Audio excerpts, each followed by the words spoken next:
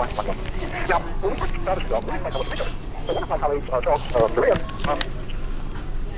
and error correcting codes. You see, when you finish your computer typing these 1 to 0, sending signals elsewhere, sometimes some of the 1 you send is detected as a 0 on the other side. So the 0 you send are 1 to the other side. And if you had no way to correct that, then your message would be gibberish at the other end. A scientist named Hanlon started thinking about this problem in the 40s, and he figured out a way to solve it. As you create your 1 to 0s, your computer behind your back without telling you is putting in more 1 to 0s. And then it sends the entire collection to the second computer. But when it adds these extra 1 to 0s, it does it in a very special way. It does it in a way that's like saying 1111. That's why we call these error correcting codes. Check the one, by the way, when you use your credit card. You put your credit card into the machine, you type in the number, sometimes you type the numbers wrong. So how does the machine know that you typed the wrong number? It turns out the way that the numbers on your credit card are chosen so that when the machine looks at it, it can use an error correcting code to detect what you mistyped. So error correcting codes are ubiquitous in your life, even though no one's ever told you about them. Well, so we have now found error correcting codes in the laws of physics. This has got me into trouble.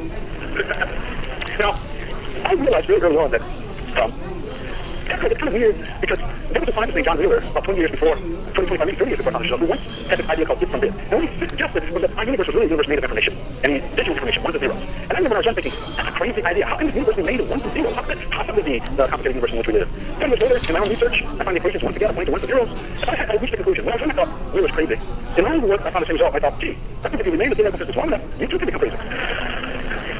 Wheeler was a very interesting guy. Did a lot of interesting things. In fact, the person who invented the expression black hole that most of you heard about, John Wheeler's person coined that expression. But Wheeler also had some famous students, including one named Richard Feynman and another named Kip Thorne. And the two students encountered each other. And Thorne was lamenting that Wheeler maybe was past his secret powers, shall we say. And maybe was sort of going off the rails. And Feynman corrected him and said, look, this guy sounds crazy, but people of your generation don't know that he always sounded crazy. When I was a student, I discovered that you take one of his crazy ideas and unwrap the layers of craziness from it. As you would, one after another, as lifting the layers off an onion, at the heart of the idea, you will often find a very powerful kernel of truth. And then finally went on to relate to Thorne how one day, as he was talking to Wheeler had made the crazy statement, maybe a positron is an electron moving backwards in time. And it turns out that that idea, if you express it mathematically, you wind up being Richard Feynman and winning the Nobel Prize for it. Because that's what historically, that's what happened. So, with the these mathematics, I had a student that I went out once and said, go find me all these things. You know, that's what students are good for when you're a professor. You have a crazy idea.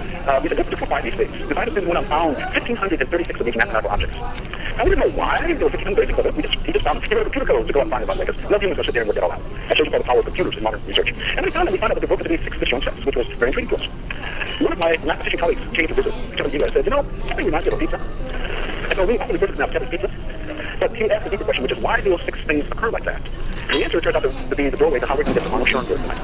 History. Let me imagine that I have an asymmetrical diamond such as you see here, illustrated. If I do nothing to it, then before and after doing nothing, it looks obviously perfectly the same. On the other hand, instead of doing nothing to it, I can flip it around the vertical axis, which is a few little arrow things that I put in the here. Now, if you get the numbers on this picture, each side looks exactly the same. It looks like I didn't do anything to the diamond. That's what we physicists call symmetry, by the way. You do something, you can't tell that something's happening. If you flip it around the horizontal axis, you can see the same thing. If I flip it this way and remove the numbers, you can't tell that I did anything. Another symmetry. We can call this the asymmetry. Doing nothing is called the identity, because that's what mathematicians mean when they say identity means to do nothing. The A is the first step, is the B, and if you do them both, you do this. But again, you remove the numbers, and the 2 asymmetrical diamonds look perfectly the same. It's like you didn't do anything. So Kevin recognized that time slice was in fact a realization of these 4 actions. And this is called the Klein theater group. And mathematically, this is one way to write it. But, you know, I told you earlier about codes. Well, that has actually got me into trouble because there are people who believe that I believe that we all live in a universe that's described by the science fiction movie The Matrix. Now, I don't believe that. If you go to YouTube, you will find there a mashup created by some young man who never seen this book to me, who took some results that he found about the codes and simply asserts, therefore, we have found evidence that we all live in the science fiction movie The Matrix. Now, to tell you, this coding thing got me into some different kind of trouble with a different group. I gave my first public talk on this subject, well, back in about 4 years ago. And a few weeks after that, I was contacted by the British journal Physics World to write a story about how we found this very odd result. The story was published in July 2010. It was a cover story of the journal. And about a few weeks after that, a blogger appeared saying, well, he didn't say, but he implied that he's a person with deep religious faith. And his statement roughly goes that, well, if codes are there in nature, who put them there? So this is the interpretation some of my friends say, we're all the sins in God's species. It could mean nothing. It could mean nothing that the codes are there. But it could mean something else that I'll return to at the end of my talk, which to me is the most exciting possibility. So back to the pizza. So I was reading about the pizza, the mathematics of the pizza, and I went to the Wikipedia to read about this mathematics. And by the way, the Wikipedia for math and science is excellent. I know many times in high school students are told not to use Wikipedia, but I have actually used it in college level courses, so I know how good the material is there. So you go over and you look at Klein group at Wikipedia, you'll find a page that looks like this. And then as I was reading this page, I came across something very strange to me. The assertion was that the patterns that I had shown you related to diamond, which were a realization of this mathematical thing called Klein group, had also occurred as an idea in music. There's an Austrian composer named Arnold Schoenberg, who in the early part of the 1900s composed a new style of constructing music that he called the duo de Kempelius, a 12-note scale or something. And he started composing music in this scale. And the transitions in this scale are precisely governed by the mathematics of that Kevin Speaks thing that I showed you. It's a weird connection between mathematics and music, the likes of which, you just sit back and say, oh my goodness, the universe is a mystery. It's magical. And the universe is. This is something Einstein told us, that at the end of the day, even if we're this, the universe contains a very great mystery. Here we see that thing out at perhaps a less exalted level. So I had heard some of Schoenberg's music prior to this work, but I said, well, let me go back and listen to it. So we're going to try to share with you some of this work by Schoenberg. So again, technology helps us.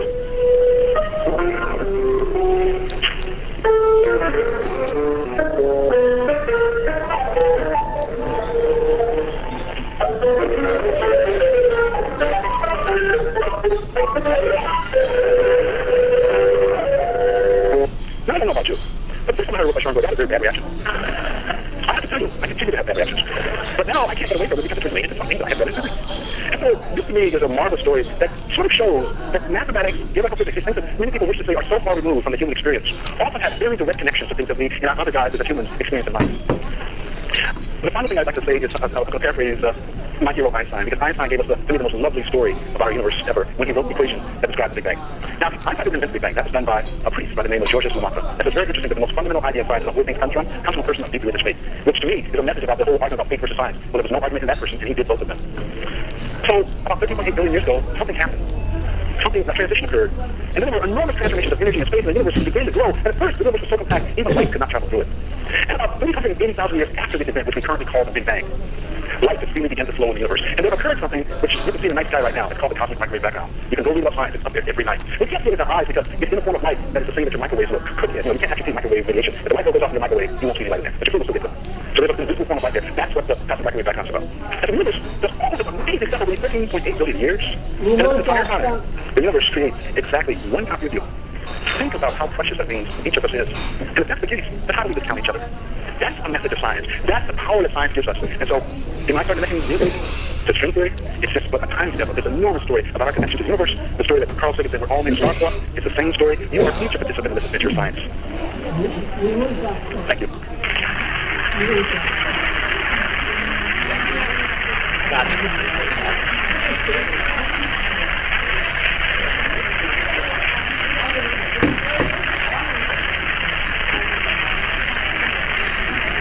Acknowledgement because the kind of presentation I gave, no one person could put this together. I had a lot of people, my collaborators, my students. You can see some of the names listed here.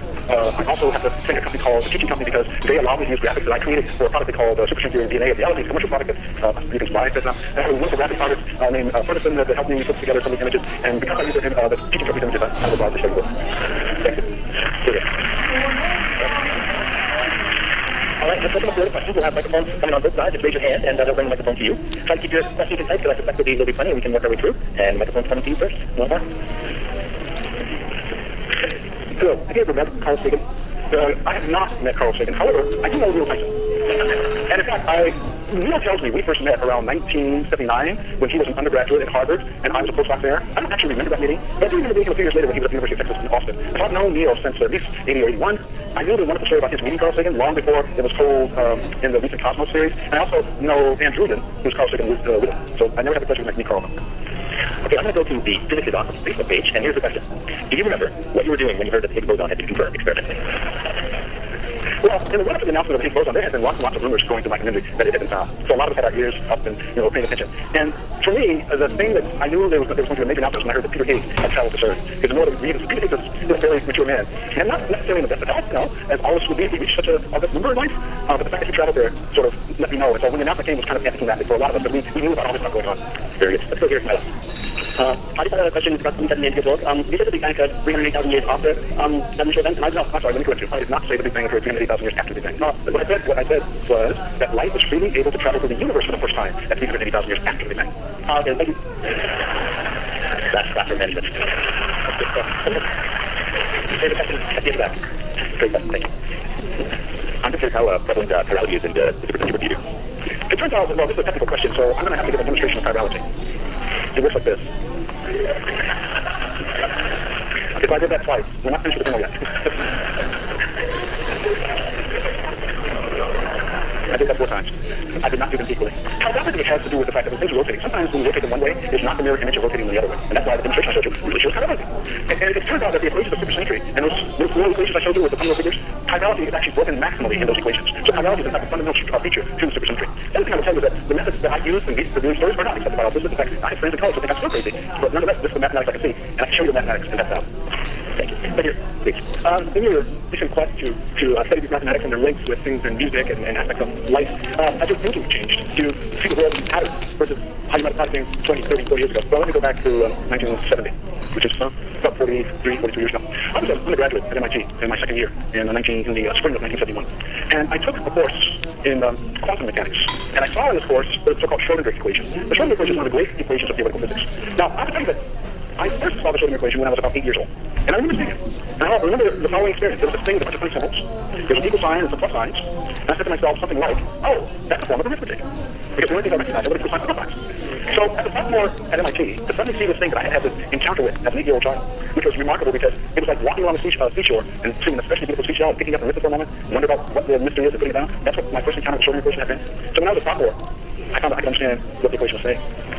A few weeks after I began that course, I had a kind of a waking dream. I was sitting in my room and I was looking out the window, looking at a tree that was in full bloom in the summer. And I remember having this waking dream about imagining what that equation implied for a single electron in a leaf. And I always actually sort of had these interesting emotional reactions to the mathematics that I felt this is not new for me.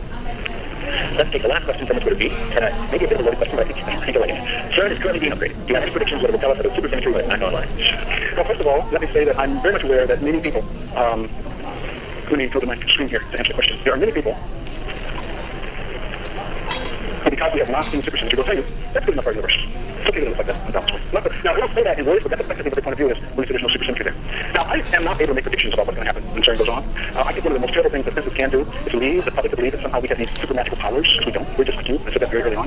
So, no, I don't know what predictions are. I am hopeful that we will begin within the next decade or so to see evidence of supersymmetry. I have a personal reason for that hope. I didn't waste my entire professional career. Ladies and gentlemen, for Dr. James Hayes. Thank you, sir. Good afternoon, ladies and gentlemen. I'm Nick Goddard, Director of the Institute for Advanced Study. It's my pleasure to welcome you here at the celebration of the 80th anniversary of the founding of the Institute, and in particular this lecture by Frank Wilczek. Frank is, of course, no stranger to Princeton, nor to the Institute. He took his PhD in physics at Princeton University in 1974, having taken his bachelor's degree in mathematics in Chicago. After holding professorships at Princeton University and at the University of California, Santa Barbara, Frank was a member of the faculty of our School of Natural Sciences from 1989 to 2000. He is now a freshman professor of physics at the Massachusetts Institute of Technology. Frank's contributions to a broad range of areas of physics have been very widely recognized by the most prestigious awards, including the Nobel Prize in Physics, which he shared in 2004 with David Gross and David Pollitt, awarded for the discovery of atomic freedom, which provides the basis of our fundamental understanding of the process which holds the atomic nucleus together. Frank is also a very successful writer of books aimed at explaining physics to a general audience. At the end of this lecture, there will be an opportunity for questions, and that will be followed by a reception in the Fourth Common Room, to which you're all invited.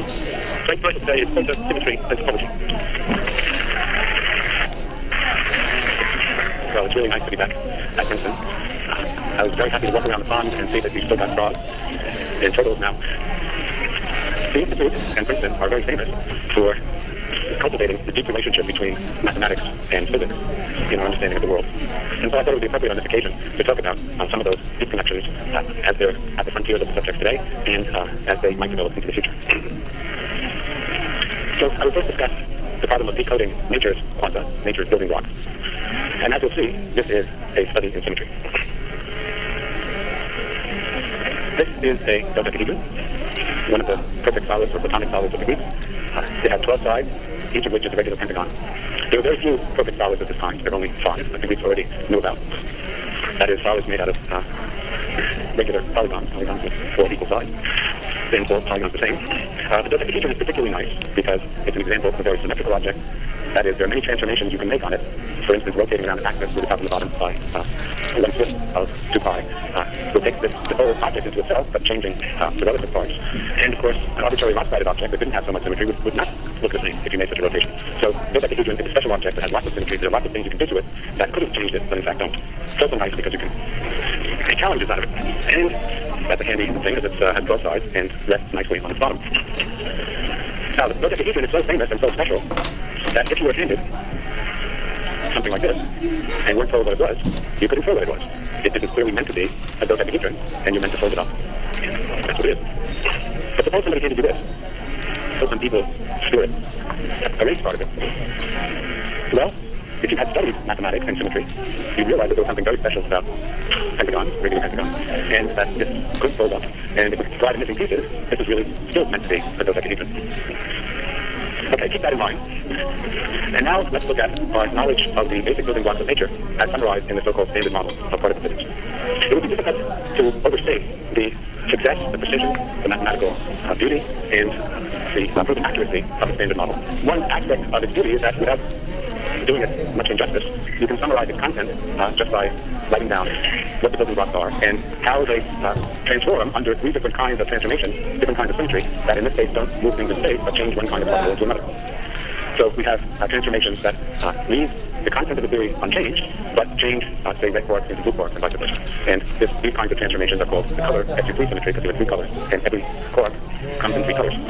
Similarly, there are transformations that move you vertically in this direction. And the only other interaction that's in the standard model is an interaction that doesn't change one particle into another, but responds to the different particles. And the strength of the response is encoded in these funny numbers that we say at the start. This one's 0. And that's it. It's an honest portrayal of our deepest knowledge of most of physics. If you had a course in relativistic quantum field theory and group theory, you would be able to, from this picture with no other information, reconstruct essentially all of chemistry, all of astrophysics, all of material science, and so forth. You have to be very gifted at calculation, but you could, in principle, these are the laws. Do it. There's nothing suppressed here. And so, it's extraordinary. But given that it is so powerful and so complete, it's a little disappointing. This is God's last word, or close to it. And why are there three different forces? And actually, this week that gravity will come back to gravity later. There are three forces. We would expect that in a really fully coherent, satisfying theory, there should be one basic force. And there are 6 different kinds of matter, basic building blocks, that are unrelated to each other.